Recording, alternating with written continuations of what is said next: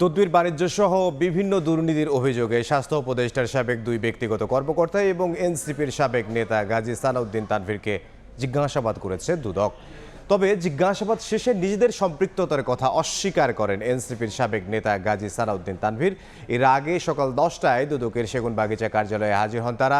সংস্থাটির পরিচালক রফিকুজ্জামান রুমি সহ অন্যান্য কর্মকর্তারা তাদের জিজ্ঞাসাবাদ করেন। এনসিপির সাবেক নেতা গাজী সালাউদ্দিন তানভীরের বিরুদ্ধে অভিযোগ, এনসিটিবিকে কাগজ সরবরাহে 400 কোটি টাকা কমিশন নিয়েছেন।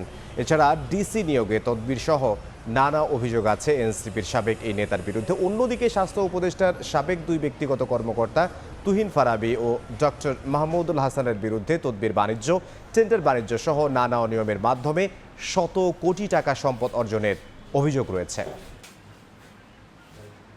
যদি ডিসি নিয়োগের ক্ষেত্রে কারো এরকম ভূমিকা থাকে যে কেউ 64 জেলার ডিসি নিয়োগ করছে, মহাশক্তিশালী কাউকে হতে হবে। তো এটা আসলে যেটা সম্ভবপরতার একদমই বিপরীত একটা জিনিস।